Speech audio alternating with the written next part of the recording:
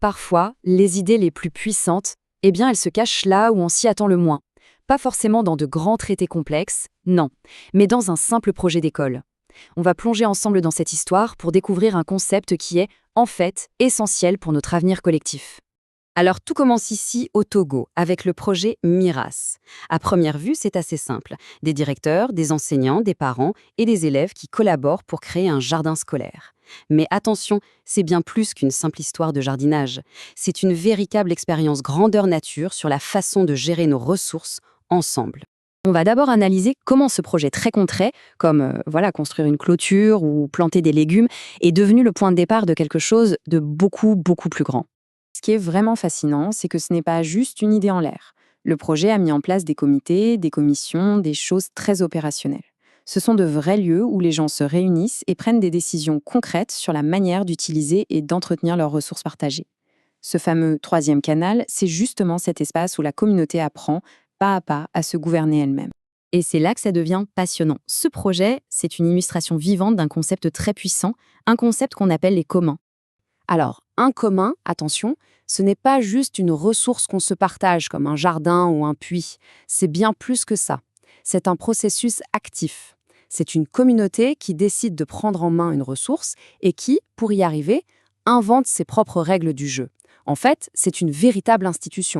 Pour bien comprendre, on peut voir les communs comme une sorte de troisième voie. D'un côté, on connaît la propriété privée, où une seule personne décide de tout. De l'autre, on a la gestion publique, où c'est l'État qui impose des règles, souvent de haut en bas. Eh bien, les communs, ils se situent juste entre les deux. C'est la communauté des utilisateurs elle-même qui prend le contrôle en établissant ses propres règles, de manière collective. D'accord, mais alors, comment ça fonctionne un commun concrètement ? En fait, ça repose sur 3 piliers essentiels. Voyons un peu comment tout ça s'articule. Le premier pilier, c'est bien sûr la ressource.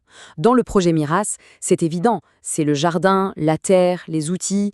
Mais, et c'est là que ça devient vraiment intéressant, une ressource peut aussi être immatérielle. Ça peut être un savoir-faire partagé, ou même, et ça c'est crucial, la capacité du groupe à prendre des décisions ensemble, à coopérer. Le deuxième pilier, c'est la communauté. Et ce n'est pas une foule anonyme, attention, c'est un groupe bien défini. Il faut savoir très clairement qui a le droit de participer aux décisions, qui peut bénéficier de la ressource, et aussi qui a des responsabilités si les choses tournent mal, qui est dedans, qui est dehors.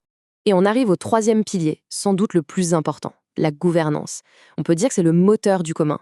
C'est toute l'architecture des règles que la communauté se donne. Qui peut utiliser le jardin et quand ? Qui doit aider à l'entretien ?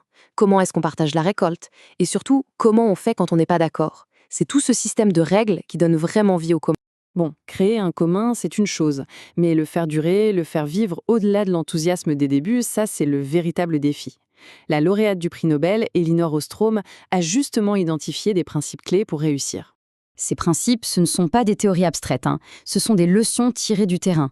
Il faut des règles claires, une vraie participation de tous, un suivi par le groupe lui-même, des sanctions qui soient justes et proportionnées, et des mécanismes simples pour régler les conflits.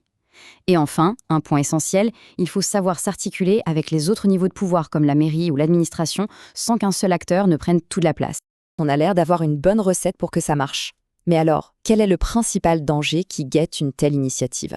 Le risque majeur, c'est de tomber dans ce qu'on pourrait appeler le piège du résultat. C'est-à-dire de ne regarder que la quantité de légumes récoltés ou l'argent que ça rapporte, et d'oublier ce qui est en fait le plus précieux, le processus de gouvernance lui-même, toute cette façon dont la communauté apprend à décider. La vraie question, elle n'est pas dans le quoi, mais dans le comment. Comment le groupe s'organise, comment il gère les tensions, parce qu'il y en a toujours, comment il met en place un système de règles qui tient la route sur le long terme. Voilà le véritable objectif. Et ça nous amène au véritable enjeu de toute cette histoire. Parce que le jardin, finalement, ce n'est qu'un prétexte, un point de départ.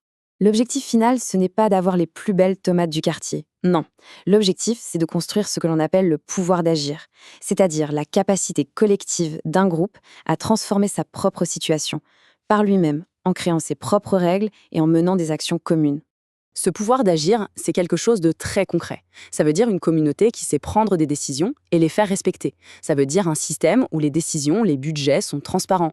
C'est la capacité à apprendre de ses propres échecs pour s'améliorer. En bref, c'est une autonomie qui est réelle et qui est construite pour durer. Finalement, ce projet MIRAS nous pose une question assez fondamentale. Le jardin, il produit des légumes. C'est un fait. Mais si la récolte la plus précieuse, la chose la plus importante qu'on pouvait cultiver, ce n'était pas dans la terre, mais plutôt cette compétence qu'on développe tous, celle de décider ensemble.